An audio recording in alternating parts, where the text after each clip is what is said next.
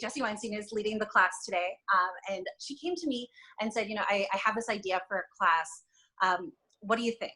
And told me a little bit about what she was currently working on. And oh my goodness, what she's already done with her program in Washington, D.C. is remarkable. And has really not only done something that is, I think what a lot of us are trying to figure out how to do in our own markets, but is something that is trackable and is something you can show to your bosses and say, hey, this is something that's worked somewhere else. Can we give it a try? So I'm really excited to have her here today, and I'm really excited that we can be having this conversation right now. Jessi's work is rooted in data, and for me at least, that is really exciting. Which you probably can tell because a lot of classes that we talk about here are all rooted in data and process. That's just something that we think is really important. But all of the work that you're going to see here today has specific examples. It has a lot of theory behind it. There are also some really cool shareable materials that Jessi will be passing along. I actually think their presentation is in the pinned comments.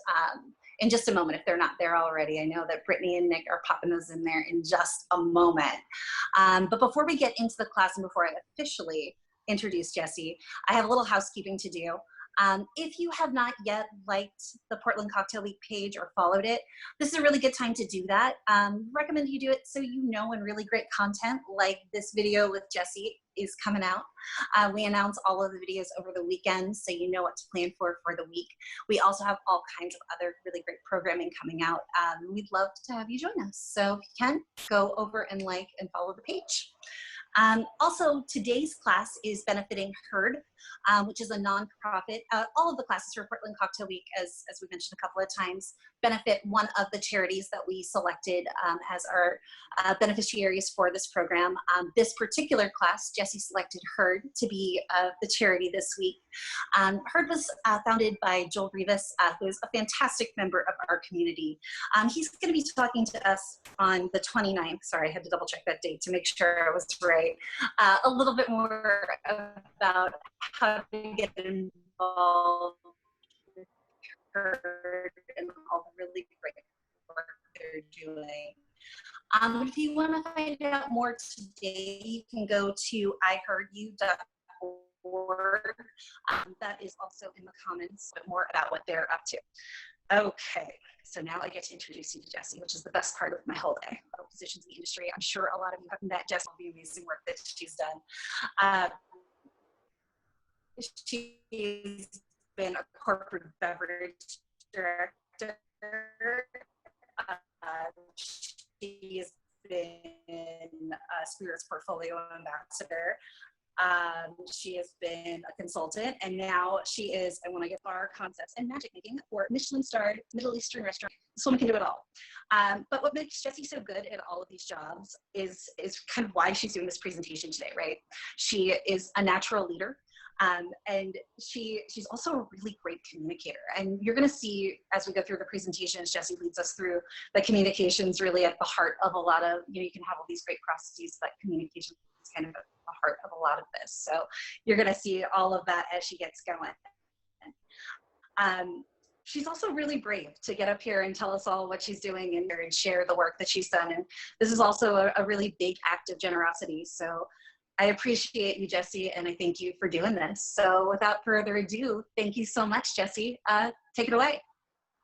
Thank you so much, Lindsay. I'm really, really excited to get to share this material and connect with you all and kind of open up a line of communication on some of these things that I think a lot of us are talking about and learning about and really having to trial by fire right now. So thank you for the introduction. I just want to say a little bit more about me and my background for those of you who haven't heard my story and let you know a little bit about why systems and all of these things have come into my life. So I came into the restaurant industry for the first time at age 15. I had a work study job at the high school I went to where I got to work with the catering department and that made all of our meals. And so I was basically a prep cook, dishwasher, whatever. I had no real intention of staying within the hospitality industry and actually originally went to school for fine arts. At the time, I had an opportunity to work in a restaurant just to make money And my brother helped me to get a job at a Scotch bar in DC, which pretty much changed everything. I was given a book called World of Whiskey when I was there, and it was the first time I saw that spirits could be a window, an amazing window into culture, into places, into history, into agriculture. And I was totally hooked on what really became a new medium in my life. Fast forward many years later, I was offered a job to be an assistant general manager for a local group that also asked me if I could be a bar manager, which I definitely had no idea how to do at all. And I really wanted to work for the group. I was super interested in working for a female leader, and they had been doing business in DC for almost 20 years. So I did a bunch of research. I joined the guild. I wrote my first cocktail menu, and I sent an email to the restaurateur and said, if you hired me, this is what I would do. I got the job. Fast forward a few years later, I became a corporate beverage director for that very same company. An amazing, amazing opportunity, and a beautiful couple years of my life where I got to work with just these kick-ass teams. And we had the opportunity to systematize and really create processes for these businesses and start to really be able to see what our creativity could do and how it could contribute to the financial bottom line of these businesses. So that's kind of where my creativity started converging with systems creation, which is a lot of what we're going to get to talk about today. And in a very nerdy way, I love. And I do want to throw out there that part of the way that, and the reason that I love it is that it's all created these limitations for me to work inside of to keep making new things. And so I hope that when we start talking about systems, you don't, put your head down and fall asleep, and that instead you get excited, because this might really be a pathway for you to get to keep creating in your bar as we move forward. Obviously, I left my job as corporate beverage director. I went out into the world as a consultant, bartender, human being trying to travel and live, and brand ambassador stuff part-time. And I had a really, really amazing year that led me to actually become a full-time employee of one of the businesses I was consulting with, which is Maidon. And I've just had this amazing time going from a very structured group of thinkers in my past in the more corporate style beverage world to where I am now, where I work with many really free, innovative, agile, badass thinkers. And that's been just more and more evident as we've gone through this extremely hard time that all of us are in right now. So 9 weeks ago, as we all experienced, we found out that we needed to limit service one evening, and then just 2 days later, we found ourselves in a position where we were operating a to-go business that we never knew we wanted, and now we want very badly. So I'm going to share with you guys today some of the process that I went through and some of the key ideas that we found to be helpful as we set up our to-go systems, which are doing pretty well as far as they could go. Yeah. So that's it. Let's do it.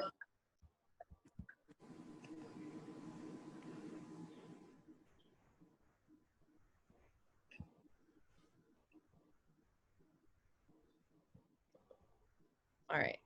Can you guys see that? Lindsay, will you verify that? Yep, I can see it. Looks great. And the link is in the comments. If you want to follow along at home, you can download this and follow along. Perfect. So I wanted to share with you guys this emergency management cycle. So this is a cycle that originally was actually developed by FEMA.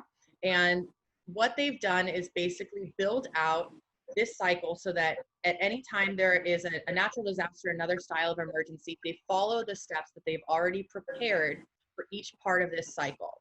And so my goal and idea is to build out this cycle as we move forward in order to actually have plans that we can readily execute if and when we have an emergency. I do want to put out there and define that emergencies don't just have to be things like what we're experiencing now.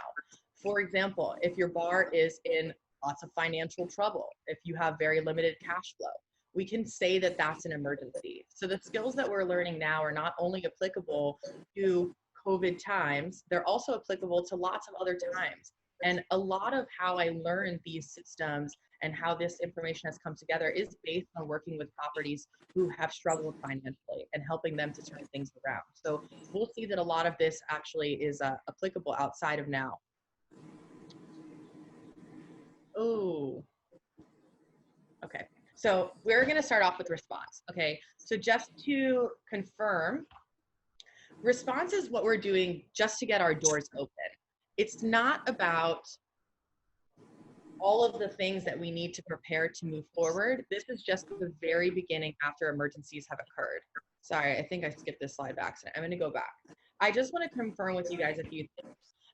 Today, we're not going to inform you on legal issues or specifics of the businesses that you operate. So if I say something like about to go cocktails, for example, that's not legal in the state that you are operating in, please don't do it.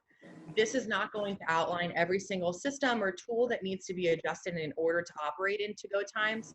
And it's not going to discuss specific health and safety regulations for where you live. We're not going to dive super far into drink techniques or how to open a bar or cost out square footage or hire a lawyer, any of these things that I think most of us find very interesting. We're going to be really focusing on the role of the bar operator in challenging financially, really limiting times, understanding our bars and how the systems can interact with the revenue center as a whole, and really majorly taking accountability of communication and expectations for ourselves and our teams. We're going to talk a little bit about analyzing data within our systems and how we can use limits in order to actually create. Thanks for letting me go back there. Felt like that was an important thing. All right, so first and foremost, communication is always better than not communicating. Maybe that sounds a little silly to throw out there, but one of the biggest lessons I've learned in my professional career is no matter who you're talking to, whether it is your full-time employer, a consultant, or your immediate supervisor, your family, your friends, anybody, figure out what the line of communication is that they best hear and can use, and make sure that you are constantly using it. When we face an emergency like this, it is a very natural reaction just to start doing things without talking to people, without fully understanding a problem. And I really suggest during the response phase to actually take a breath and look at what's in front of you.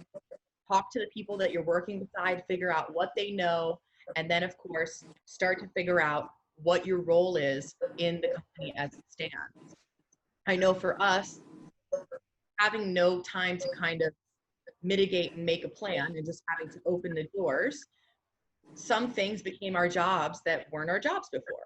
And so you just want to know that, you know, and in this phase, we're really only looking at the things that absolutely have to happen for the business to function. But like, for example, I had cocktail kegs. And so knowing that those lines weren't going to be used at all, they needed to be cleaned right away. And so that was something that became my job. Although normally I would have someone come do that. But just taking a quick minute, writing a list down of all the things that you think are your major responsibilities and handing those to your leadership team or ownership, depending on who you most interact with, is such an important time. It's so important to take that communication no matter what, but especially now. And you'll start to see when you make this list of what your role is, that there are so many processes that are a part of your job. And so what we're going to talk about is how we can take individual processes and actually create complete systems that are concise, effective, and that don't require you in order to be executed. And that's a huge transition when we start to leave this response of just get things done phase that we have to take into consideration. Because you never know what you might need to do. I mean, you might work in a group that has more than one bar. That might mean that you have to go somewhere else. And so you want to make sure that your systems are clear and defined, and people know about them. So the first thing to do as we move forward is really to know what questions to ask while we're communicating. This set of questions is not necessarily unique to COVID times.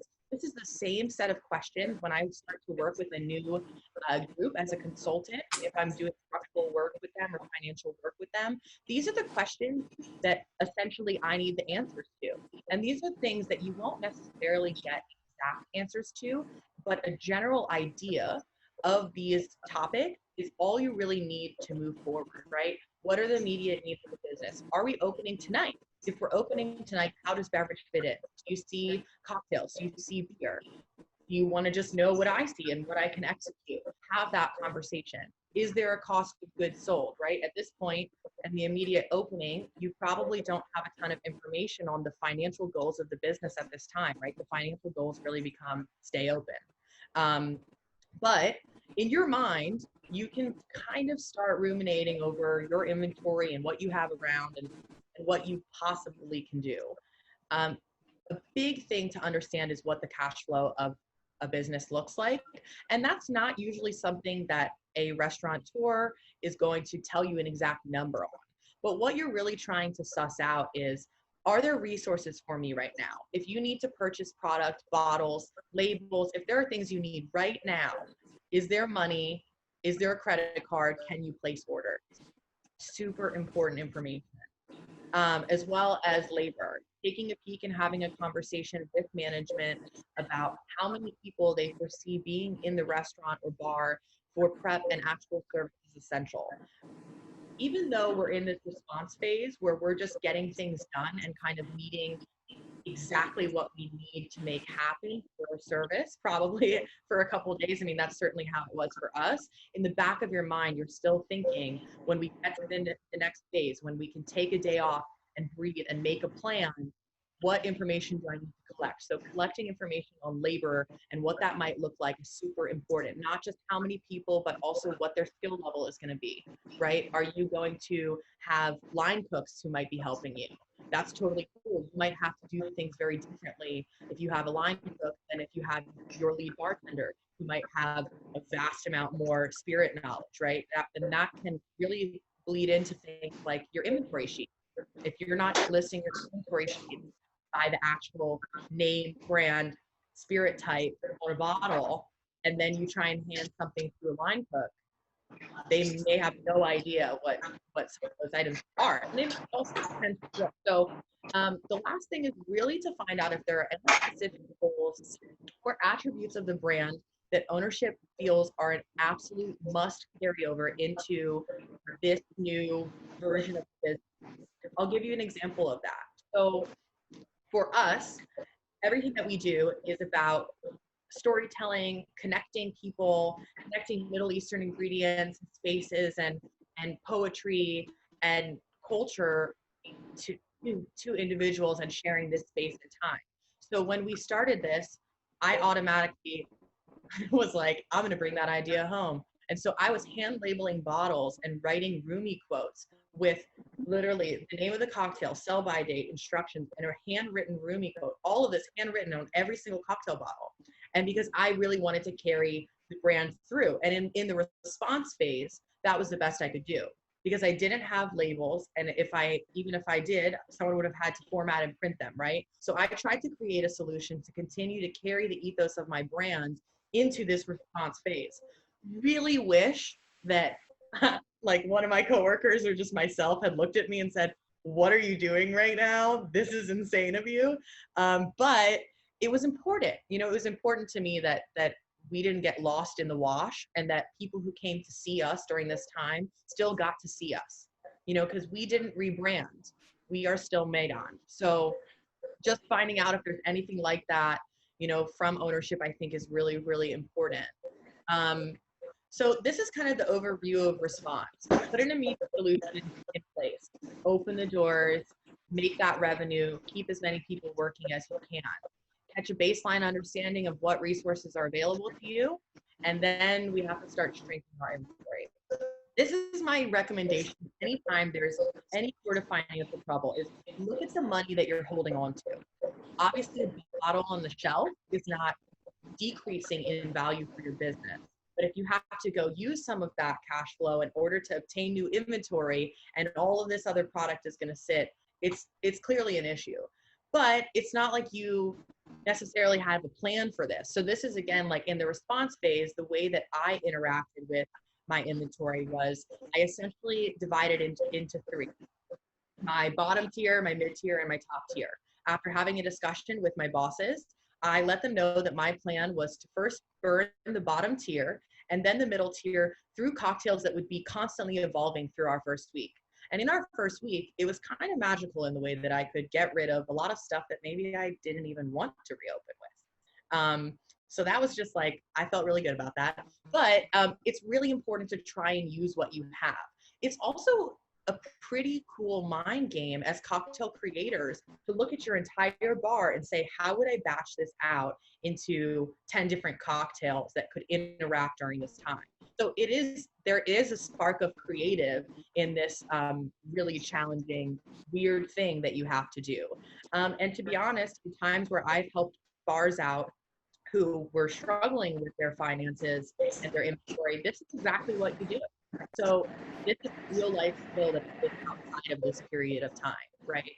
And then, take a minute, just a quick one, and come to some terms with the new balance of your cocktail menu and your cocktail program.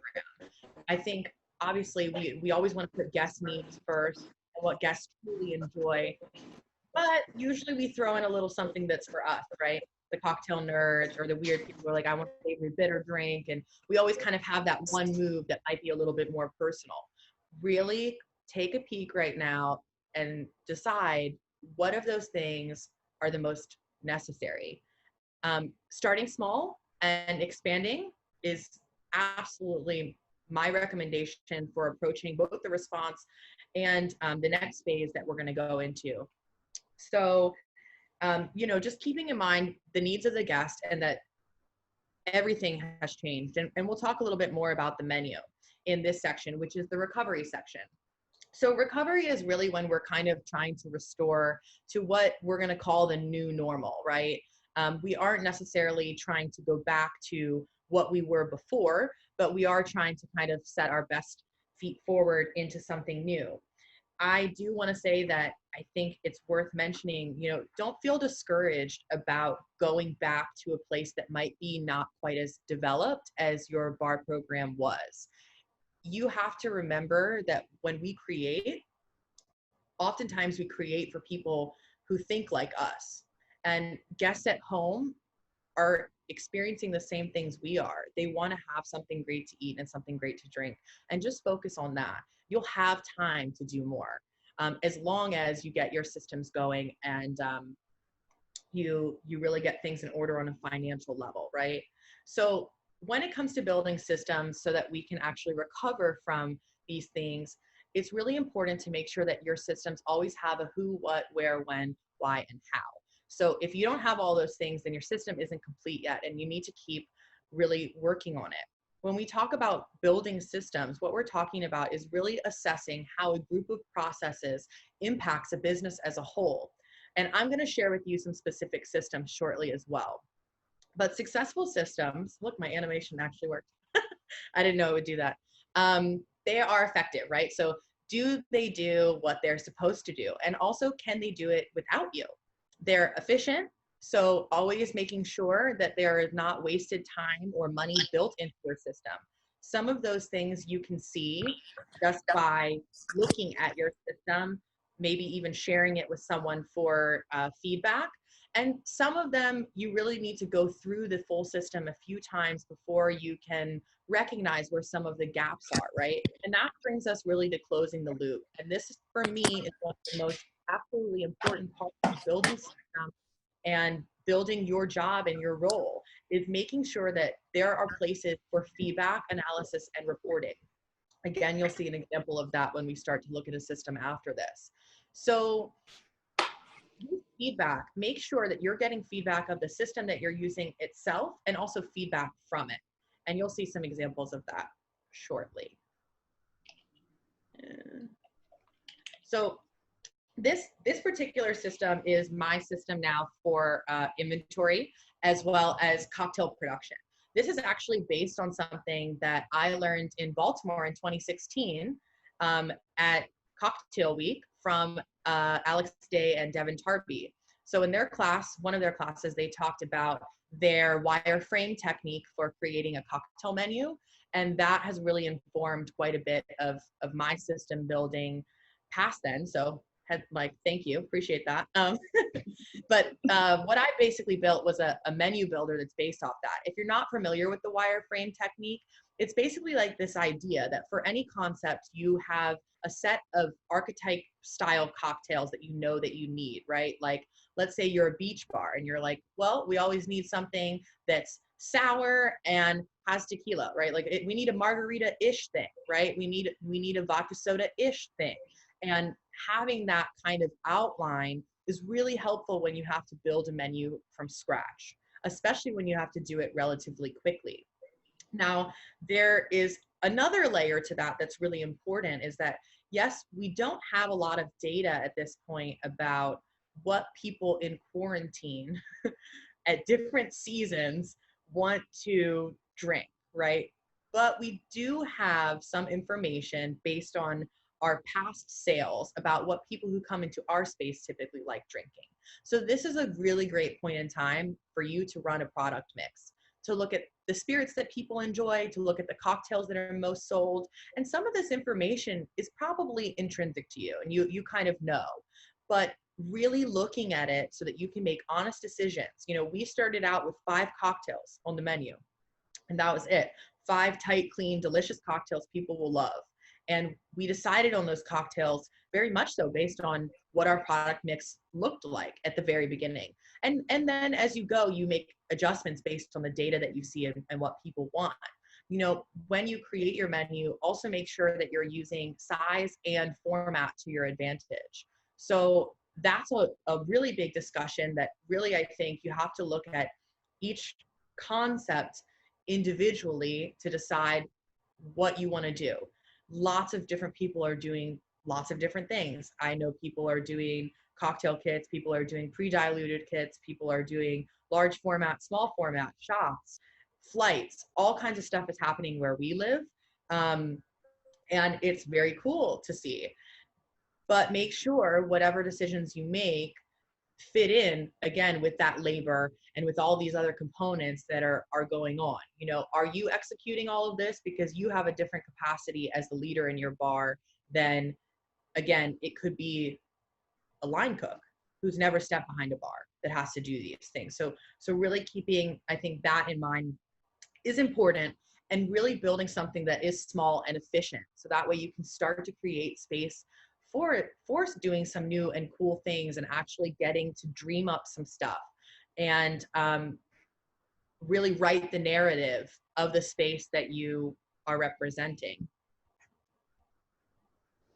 So a lot of these ideas I think I just chatted on, but I think it's really important just to mention when you create this menu, look at the cocktails physically and also on however you're presenting them on your website or whatever your particular venue is that you are using as point of sale, and make sure that all of this fits into the vision of the brand that you are representing. Sometimes it's really easy when we're living in our dream world, or maybe we're working offsite, or we're in a true emergency where we're not just facing it as a business, we're also facing it as individuals. We can kind of lose sight. So make sure you bring the product back into the full picture that you're painting and that it makes sense there. And if it doesn't, maybe it's a great idea, but an idea for later and not an idea for now. And as always, communicate. So make sure that you are communicating what the vision is, what it takes to do it, to everyone. People, your bosses, everyone who works beside you, people in the kitchen who might have to receive orders. And I'll show you my version of that communication momentarily.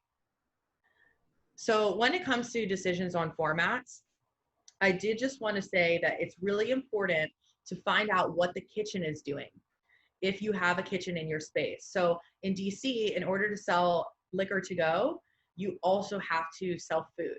So it was really important to understand how our kitchen had planned to pivot, right? So whereas some places are selling exactly the same menus for food at the same price point, some places are doing family meals and bulk things. What we decided to do, because we just, for those of you who haven't been there, we have a giant hearth in the middle of the restaurant.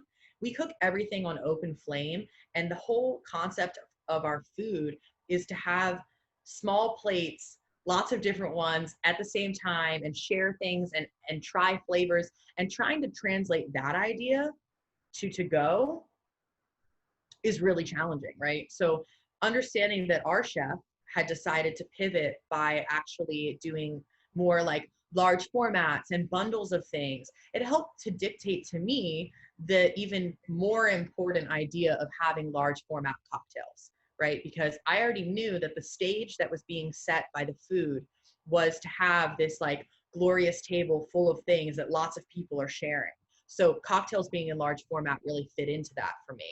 Um, Also, obviously, for me, I thought that having something diluted and garnished and all of those things was super important, because what we found was that pretty much immediately our guests were often taking pictures of their mealscapes and shouting out to us on social media.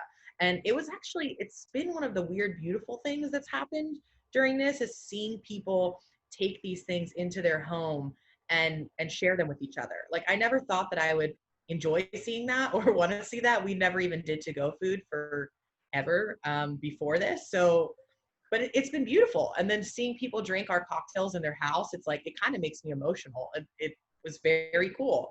But we only got to that place because I could see where Chef was going. And then also I knew where I wanted to go. And when you talk about the large formats, again, you have to make sure that that's legal where you live. It's also important to mention the value, right? And I think the discussion of value of product is a huge discussion that we definitely can't get like too far into today. But what I can tell you is that if a guest has come into your bar or restaurant and they've had a cocktail that they love, and then you sell them the same cocktail, the same price, and they take it home and they don't have the ambiance and they don't have you serving it to them, and they're in their house, all these things, it changes their perceived value. And so I didn't want to give anybody exactly what they had had before, because then they would have had a memory to compare it to. I want them to create a new memory with a new thing where there's value to be seen. So that's part of how we got to the point of selling 750s pre-diluted, anywhere from $40 to $50. Super value driven. And you know, it's about the experience. I really didn't want to build a luxury add-on for food with our programs. Partially though, because that's not who we were, right? So we've always been a really excessively priced space, and our cocktails have always been priced like that. So I really wanted to keep that piece.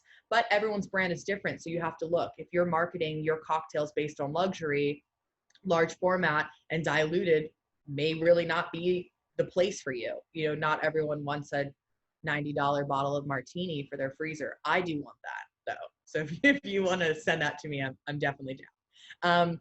And then there's big decisions about the rest of your inventory. As I said earlier, I kept the bottom and the mid tier of my inventory, leaving this top and some of the middle to possibly be sold, to possibly sit there until we reopen. And that was, again, another point of communication with our ownership about, you know, if we were to sell this inventory, for example, speaking about it through the happy hours that we've done online and some of these other things, if we were to sell just straight spirits, what would you want the markup to be? What kind of money are you looking for from that, right? Because the markups that we use typically for spirits, they're already kind of out the window when we start talking about to go, right? A lot of them really are. But when you talk about a spirit bottle that's unmodified, you have to remember that you're now competing with liquor stores. And liquor stores will mark up a bottle of liquor anywhere from 14 to 45%. So where do you start when you want to price out your entire inventory? That's wild, right? So there's a lot of different ways to do that. And one idea is to just add a number like $10 or $15. And we made a decision about a piece of our inventory where we decided to just add a bulk number that made the most sense for us at the time. And, you know, from here, once you have your basic cocktails, you have this opportunity to kind of create your add-ons, right? And that's where you can look at some of those other aspects like the flights and maybe marketing more of bottle sales and things of that nature. But take your time and be really really intentional to not degrade the brand that you're a part of, and make sure the work that you're doing is really supporting the ethos of that brand and what every department around you is doing. So I really skipped like a big slide. You can go back. It's the internet. Yeah, I'm going back, guys. Sorry. Okay, so now you've heard me just talking a lot. And now I'm going to show you an actual piece of this system. And this piece is also at the very end in a blank version, so that you all can have the opportunity to copy and paste it and build off of it if it's something that you think is useful. So again, this is the kind of my limited framework for cocktails. And what I try and do when I build systems and workbooks like this is to make them as complete as possible. And you can always adjust them based on the needs of your business. And part of that has to do with who's doing what, right? So you have all the basic materials. You have the name of the cocktail, a description. You could add something, for example, if someone else is managing your point of sale, like your menu that's posted online, you could add specifically what you want typed there. This was a new idea to add a shot list in. I didn't actually do that originally, but I wish that I had. So if someone's taking pictures from social media that isn't you, or maybe even that is, using a spreadsheet as a brainstorm tactic, I think can be really positive. It definitely helps my brain to get organized when we're looking at really big projects. So having a shot list, prices, pours, any instructions, and then batching. I will just mention on the batching space that this is one of the few times that I will say it's okay to go outside of a system. So normally what I would do is try and make my batching instructions kind of to the typical standards of the bar that I'm in. And I really like to use the specific container sizes I know that I'm going to bring in, so that someone can read it and say, oh, we're using pineapple juice, so there's X amount of containers of pineapple juice. I happen to have a person who's batching who their brain didn't really think like that. And so I actually changed the batching instructions to meet how their brain operates. And I just wanted to mention that because I think when we build systems, it is really good to have something clean, clear, concise, and that is always the same. But if you can change the language to make something easier for someone who's helping your mission, consider doing that. Just make sure you say it aloud so that other team members who are interacting with it understand why it is that way. And they may need it the other way, and that's okay. The other big thing here is yields. Making sure, especially if you're doing diluted cocktails, that you understand this is what goes in and this is what comes out. And all this information, these are little touch points, right? Because we're going to use these yields and this information alongside product mixes and our inventories to be clear about what exactly is happening, right? So this is just another touch point and tool for that. It has all the costing and the cost of goods sold. Mise en place recipes, I went super simple on this first menu. There's not a lot that needed to be made. And then an inventory sheet. So there's obviously a lot of different ways you could run your inventory during this time. I made the choice to actually do 2 inventory sheets. So I have my original inventory sheet pre-COVID, and then I have this one. This one is done every single Sunday night after service so that I can see what is left, prepared and otherwise, when things were made. And these are only the ingredients that contribute to the to-go program. It helps with doing orders, and you just don't need all that other information. But I would have to do a full weekly inventory if I didn't do something like this. We have 2 bars at Maidon, and so the rest of the inventory that's not involved in to-go is actually packed away on another bar. So we don't have to worry about that quite as much. So with this sheet, obviously there's lots of stuff to add. And I do want to point out that keep this stuff in a workbook. So you can see here how this is a multi-page, but it exists in one file. That's super important when you start building systems and you start building out something, right? Because it is so frustrating in Google Drive trying to find something, even if you have it organized into folders sometimes. And I have literally built out and consulted to help build full bars out of just 3 or 4 different workbooks. So keeping everything tight and organized is super, super important.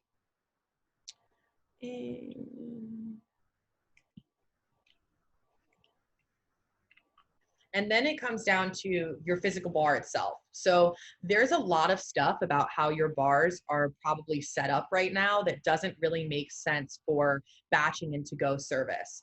So you want to kind of get a bird's eye view of what your bar looks like in terms of equipment, in terms of where you can come in and out. You know, sinks are a super important part of batching, dishwashers. And once you've done that, kind of reimagine what some of those spaces can look like, right? We, for example, took our ice wells and we used boxes as dividers and labeled those boxes, and we pre-packaged garnishes for our large format cocktails, which live in those boxes. That well is right in front of the fridge where we store all of our pre-diluted batches. So that way, when they start to expedite out items for to go, someone reaches in a fridge, grabs a bottle behind them. They could even reach with their other hand, grab the garnish and place it onto the bar top on the ticket, which then, you know, leaves the house with the to-go stuff. So really thinking about, in the same way when we talk about setting up our wells for cocktails, right, for during regular service, think about your entire bar like a well and see the places where you can limit movements and you can put things next to each other in the order of use wherever. That you really want to focus on ideas like that because it will make you a lot faster. And we're not just trying to be fast to be fast. We're trying to be fast so that we can actually gain time to create and do the cool stuff and to make more money for these businesses so that we can continue to have jobs and all of this can move forward. It feels really good when you know that your project and department and space has given everything it could to the place that you are working with, especially during this time, especially. And reorganize stuff. I packed up our glassware and put stuff away kind of in that first week. You know, if you don't need it anymore, if it's not part of your everyday process, if you can get rid of it, consider getting rid of it so that you can stay really organized with all your batching materials and all of this stuff, because this is a really different way of service than we're used to. And so just getting some of the distractions and even clutter, like we love things in our bar. We have lots of things everywhere. Like we'll be attracted to a thing and we'll buy it and then we'll bring it to the bar and then it will be there. And it's like, why do we have this mini 3-tier cupcake thing on the bar? And we're like, we fell in love with it one day. We bought it and we put it there. But right now it's like in the way. So get it out of there if you can. I know it brings you joy, but maybe just put it somewhere else. And then make the drinks. So after all of those other things that we talked about, you should get working on actually making your drinks, executing service. And that's where we can start to actually begin to gather data. And we're going to get that data most of the time from a product mix. I'm pretty sure that like every point of sale system has a version of that. And when we look at that product mix, it's super important to actually spend time and analyze it, not just for yourself and your own understanding of what's happening and what people are into and what might need some work, but also so that you can express to ownership that you understand what's going on, right? Because part of doing a job is not just doing the job, it's being able to report up and say, this is the job I've done. And that way you can collaborate back on how to make that job better or what things can make your department improve. All of that is still super relevant to this time. And the other piece that's huge that comes from that product mix is determining a purchase cycle, right? So a lot of people are probably familiar with like a 30-day purchase cycle, right? From when you buy an item or when you make your purchases, the idea is that by the end of 30 days, everything that you bought that month is gone, right? I've worked places that have 30 days, 60 days. If you're in really high volume and you're taking large bulk deals, you might be in a 90-day purchase cycle.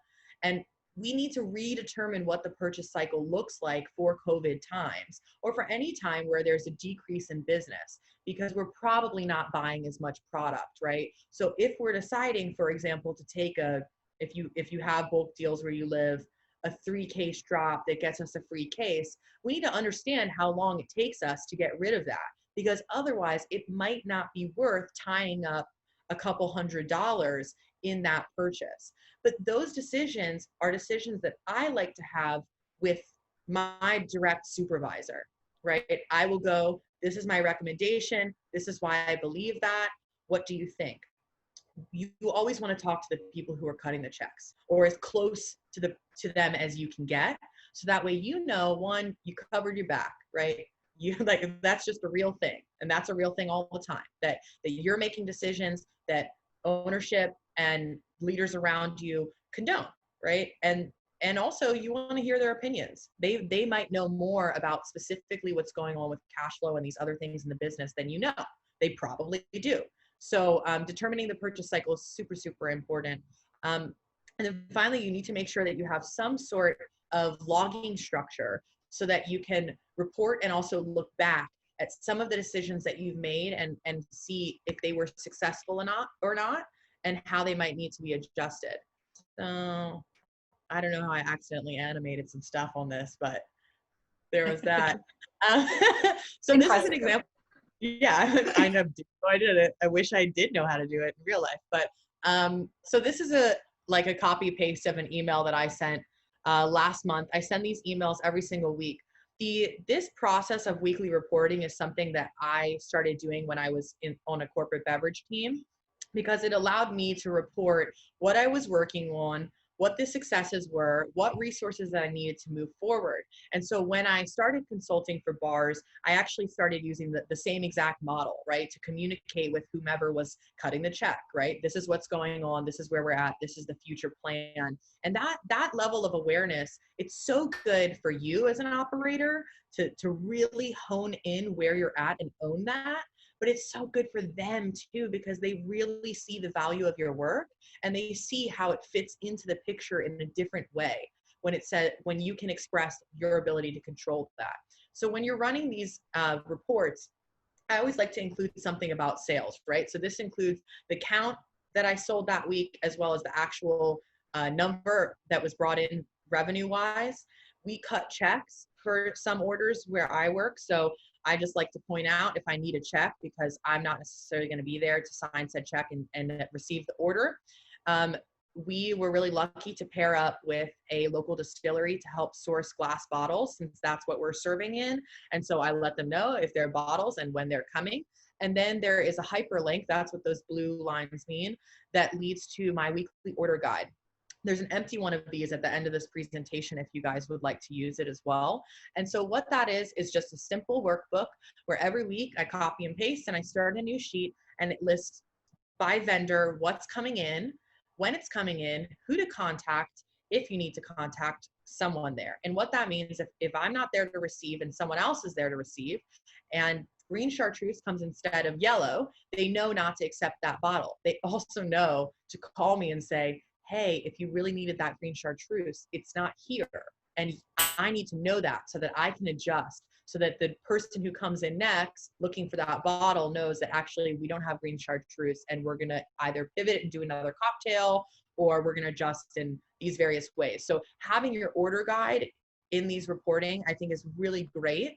And having an order guide in general, I think, is super important. One that's organized, one that you can refer back to, because this could even go a year from now, right? And maybe we're still doing to go. I don't know. I hate that I said that because it made me sad to think about, but maybe we are. And you could look back at that order guide. And again, it's another point, another indicator of what was happening in the business at that time. We can see this time last year, this is kind of what we needed to order. We can equally look at a product mix and see this is what happened, right? I always list any menu changes with a hyperlink to that menu format, batching information, and I usually try and say hi in some sort of way among all the business things. So you can do this type of reporting any way you want. This is how I've chosen to do it in the past. Be sure though, who should be on the email or not. So I send this email every single week to anyone who could even remotely come in contact with beverage. So that includes our chef team, that includes our financial partners, that includes our partners that are part of everyday operation, wine directors, and our managers. I just want to make sure everybody knows what's going on and they know that I'm paying attention and I'm here to help them in any way that I can. But keeping the resources together And, you know, anytime, I think a golden rule for me is if I mention a document or a system, I always hyperlink it into whatever message that I've sent. So that way people can easily access the ideas that I'm talking about. And if we have to have a meeting to discuss an email, let's say, they can always click back and see that.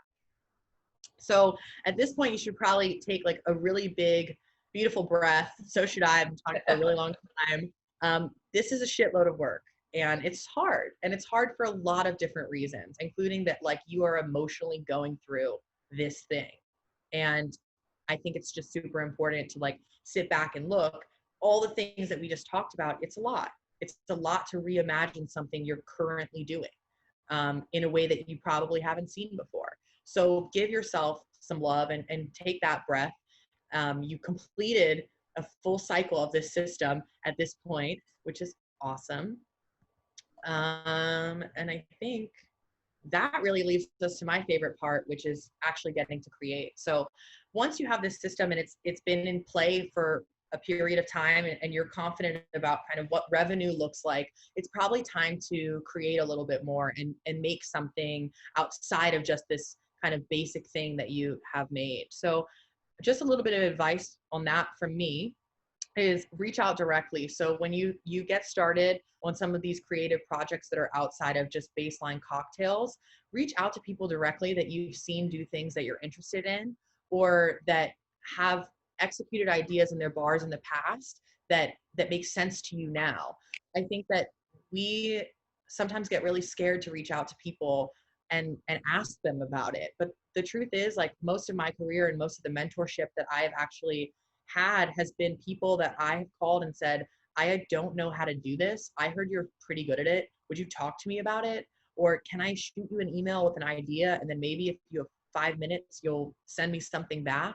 And I cannot even begin to express like how many amazing things have happened in my career and in my life because I made that call. So make the call, make the call, send the email. Worst thing that happens is they don't answer you. Brainstorm without fear. Get your brainstorm buddies. I have 3 people in my life that I will call with the craziest idea. And I will say it and be like, this could be really crazy, but let me say it out loud. And have that conversation with them. And don't be so scared about the outcome. You know, especially as a systems person, I identify with this idea of only wanting to give complete work to the world. But we can't really do that. I mean, some of the best things come from bringing something incomplete to people that think like you or very differently from you, and take that time and then see, you know, what stories, what dream projects do you have? What things were you working on before this that you might be able to pivot into something new?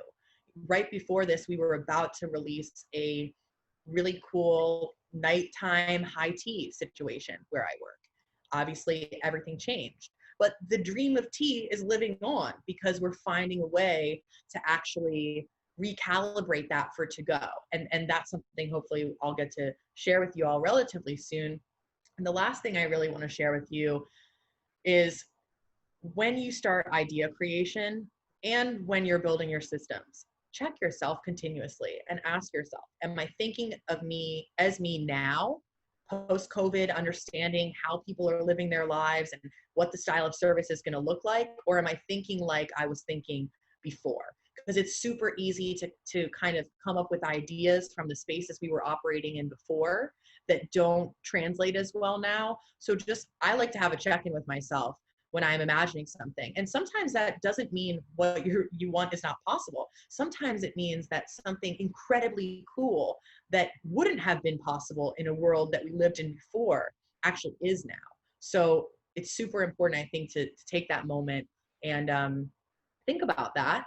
And then I know this presentation is in the links for you guys, and these are all hyperlinks to blank versions of some of the things that I talked about, and also a link to the Bash Calculator website that I really love, and my personal contact information. If you want to chat on any of this at all, feel free to reach out via email or on Instagram. I know this was a ton of information and a lot of theoretical stuff today, so I'm really grateful for you hanging on, and I hope everyone enjoyed it and got some of it, and we'll be able to use some of these tools moving forward. Well, that was fantastic.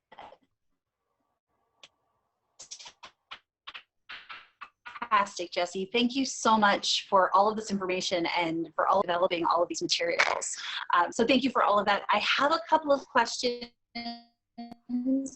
from the question says, I'm curious about any information and advice on structuring long-term contracts that involve menu check-ins and refreshers for one place and places that have multiple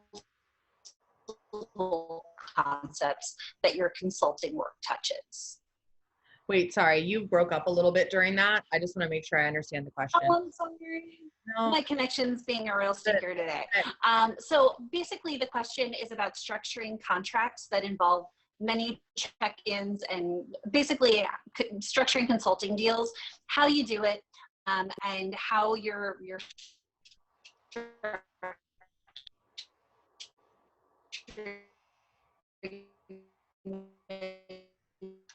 check-ins and refreshers for multiple concepts versus single concepts. Yeah, so I am not gonna lie to you. So how has your consulting work changed, I guess, is maybe the better question. It is sort of like the heart of this. I think that, to be honest, more than ever, like if I wanted to go wild with the consulting stuff, this would be the time. You know, if you're a person who can create concise systems and is really good at communicating what's going on and can actually analyze financial information, this is a time to, like, you know, make a logo and go start getting some business. I think, you know, for me as a consultant, the way that I've approached has always kind of been through this really systematized way, right? I have a master consulting drive where I keep basically generic versions of all the things that you would need to open a bar, to create a training program. And these are files that I'm constantly working on, right? I'm constantly improving over the years. And so what happens when I work with a group is I essentially take those master files and I adjust them for the branding and the ethos and the style of service in that space. So for me, the consulting stuff, it hasn't changed that much because I always communicated through these pathways before. But again, you know, what I mostly have consulted on is actually not cocktails. I have done a couple menus in my time, but a lot of what I do is systems development and training, specifically training of leaders who are going to be bar managers or lead bartenders in new spaces. So for me, I don't think it's really changed that much. I mean, I'm not doing that much of, you know, consulting work right now. I'm really focused on Maidan and trying to move that forward. But I did have a group I was consulting with right before this that I kind of have just been keeping an eye on. And it's up to you. You know, it's up to you how you approach. If I don't know if this person is currently in a consulting contract and you're not sure how to traverse it based on what you were doing before, but you know, everyone has a different style. Like, so I would say, look at that, but whoever it is, feel free to reach out to me. I'm happy to jam on, you know, what you're up to. And I think maybe the heart of this question is also, I reread it, maybe the heart of this question is more about when you're going out and maybe structuring a new contract. Do you have any advice for somebody going out there and maybe making a new contract right now?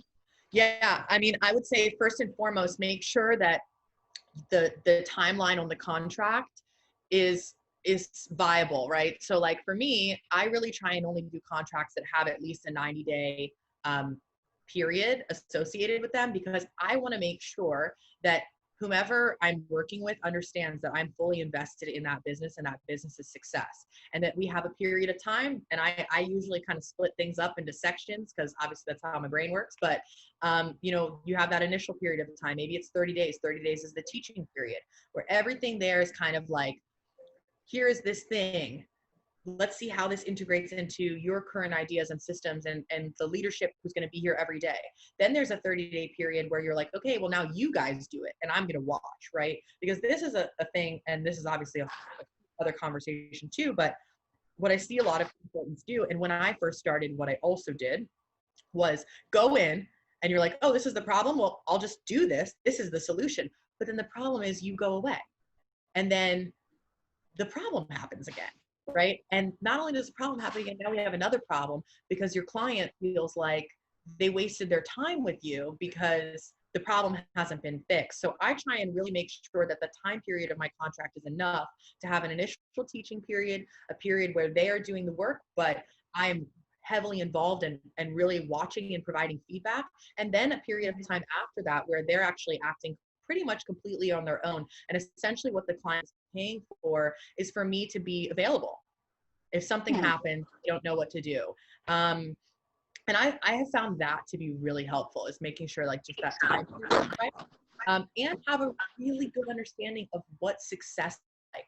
And that's a huge mistake that I think a lot of people make in all kinds of jobs, and definitely consulting. You know, when you start approaching clients right now, or when they approach you, understand what they're really looking for, because they need to figure it out. Sometimes owners of restaurants and bars, they're like, I need a consultant, things aren't going well, or I just want a more creative this, or I need someone to train this new leader, but they haven't really fully thought through what that looks like. And so they hire you, and then you do something that to you is what they've asked, but actually might not be. And that's another place where, you know, really having the communication with them about your deliverables and about the resources that you need, and starting that from the very beginning. Like when I take on a new client, I have all these introductory conversations. And then what I send to them is essentially, of course, another spreadsheet that says, you know, what the goals are, specific projects that need to get done, how long it's going to take. And I would carry all of that into this time. I mean, really focusing on that communication and making sure that they understand exactly what they've asked you for and exactly what you'll need to do that, I think is going to be huge right now. There's a lot of emotions and stuff going on, and people are not necessarily thinking like fully. Absolutely. Clarity and communication seem to be at the heart of kind of every part of this. So I'm definitely with you on that. All right, the next question.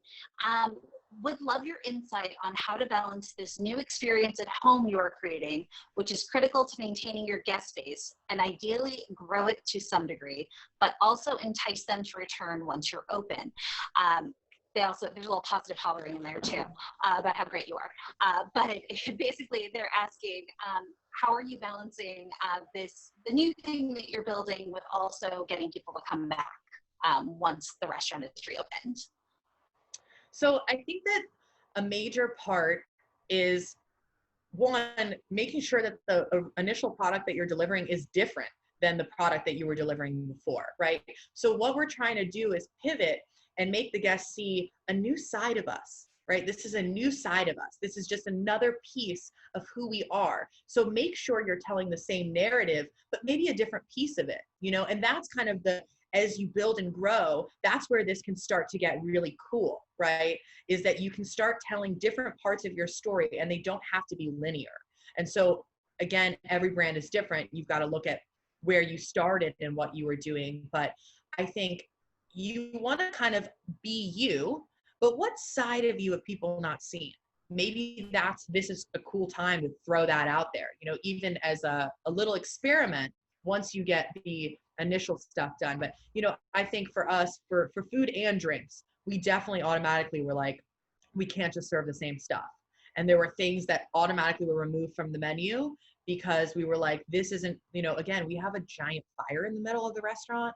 So like when you eat something that comes off a giant fire, just the whole experience is different. So we were like, we can't just without the giant fire, and the giant can't move. So yeah, make your product same, different, you know, right. Stick with the DNA of it, but I think offshooting a little bit and having fun with it. And it depends too on what the expectation is for you. Like, what is your role as the bar leader going to be in this, right? Like, are you going to have the opportunity to directly actually initiate narrative and conversation with your guests? You know, like we're working on something that there's going to be a Zoom scenario where we do a thing with our people, and I'm going to be on the thing, right? So like whatever story we tell has to be one that I can tell, and I can actually make sense as the voice of that, right? So think about your voice too and how your voice might be involved. Absolutely. Do you see a scenario in the future, which you know, you don't have to say definitively one way or the other, but do you see a future where everything's reopened, everything's back to the way it was, and you continue the to-go service because it is such a different element of your business now, pending laws staying the way they are? Yeah, every place is different, and your kitchen's capacity is real, right? So for us, we face a very big challenge because we cook everything on a fire. Like we start burning before, we would start stoking our fire at 1 p.m. and we would stop at 11. And literally the fire and the limitations to do with the wood and space and storage dictate how much we can cook and therefore how many we can have, right? Like, so we have this crazy thing that, could we do to go in some fashion? Do I think that we will for a long time? For sure. I think that a lot of businesses will bolster their sales and increase revenue however they can. And I think it's very smart. I personally am excited in some ways to see what to go might become, because we take this idea of now food, which is an experience and is a product and is all of these things. Now it's also part of retail, right? Like when we buy a shirt, like it's becoming like that. You go online, you select your item, maybe it gets delivered to you. I mean, it's turning into something that is in more of the style of retail, but also we can get things so directly to our guests, right? There, in some ways, it's like there's less blockade. If we can literally get something in someone's home, that's crazy. So I think there is going to be a lot of innovation and a lot of cool stuff. And I think people will continue it. And I think that we'll continue it as long as we can, Mm-hmm. I mean, there's certainly an opportunity for launching a consulting business that specializes in developing all of these to-go modules and how to work in that space. I think in the next 24 hours, there's probably a need for it. But certainly as we go forward, I think that, as you're thinking about your consulting business, wherever you are, that's certainly a consideration, and adding in that consideration set is probably not, that's not a bad tab to have on your website as you kind of go forward. Oh, definitely. Well, I think the great thing, and another, added to the reasons list of why I'm such a fan of systems, it's like, if you specialize in systems and you're really good at systems creation and reporting and communication, this can go right alongside it. And that's, again, that's not necessarily my focus right now, but I think people who are looking to go into consulting right now, if you can develop really awesome skeletons of all of this, you can plug and play for sure. There'll be people who want it because, I don't know what's going to happen, and lots of places aren't going to be able to hire back maybe their bar manager or their bar leader, or, we have to remember during this time that, we are all focused on the places that are open now and that are adjusting now. But there are places, one, that were set to open during this time and are still gonna. And also, as places close and those leases come available and all these things, and restaurants and bars unfortunately become available to pick apart for equipment and people and all of that, new stuff's gonna open, and that new stuff, hopefully, if they're smart, will be built for this. And Exactly. why would, you could absolutely be one of the people who's helping to build it, for sure, if that's what you Absolutely. All right, last question in here. So I'm going to read it real quick to make sure we get to the heart of the issue here. Some F&B establishments considering partnering with health-focused entities besides state and local agencies to create some sort of post-COVID standard.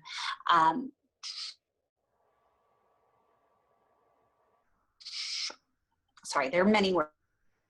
I just want to make sure I'm getting to what they're after here.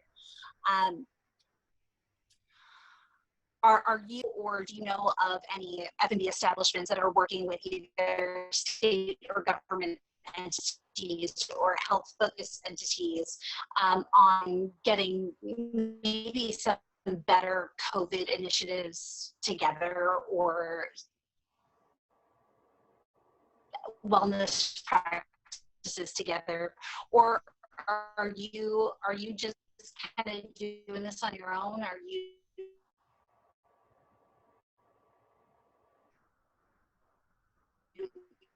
what guidelines are you using, or are you working with anyone specifically to develop?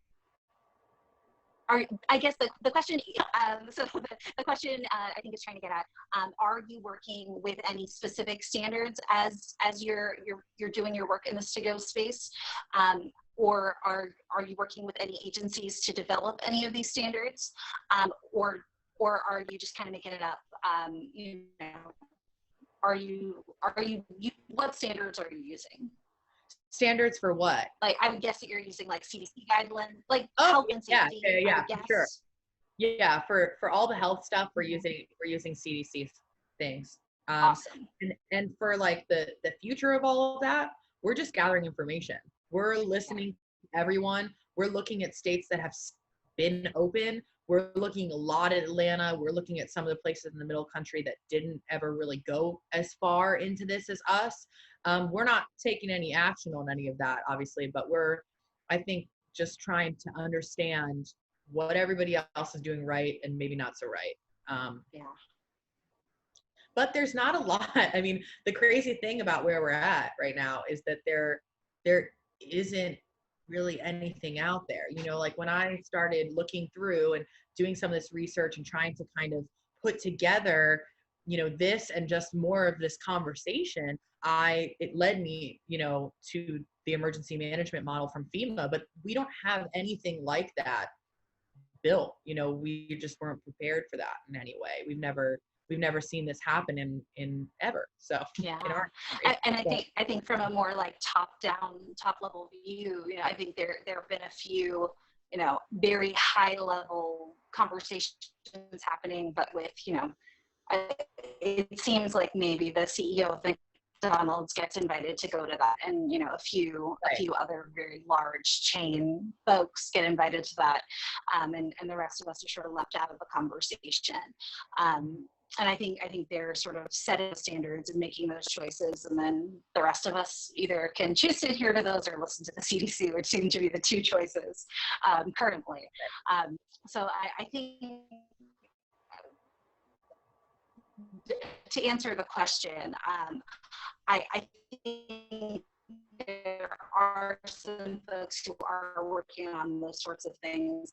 I don't think that independent restaurants and bars are really necessarily part of that conversation currently. Yeah, I mean, but sorry. I'd love to see that happen. I think we all would.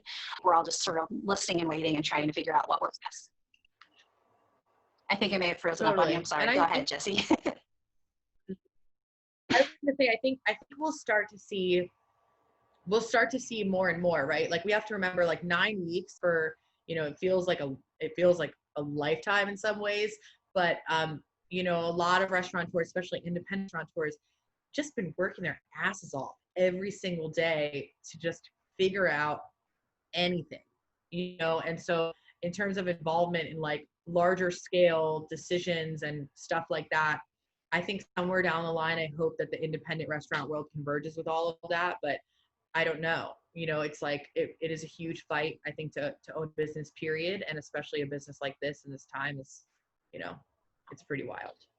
Absolutely. Well, thank you for so much for your time. We went way over because you're so smart and I just want to ask you a million questions. But I hope we can steal more of your time in the future, and I hope we can continue this conversation because I think it's an important one, and I think there's a lot of really productive information in all of this. So thank you so much, Jessi. I also know that technology was not my friend at the very beginning of this, and I had to switch in the middle.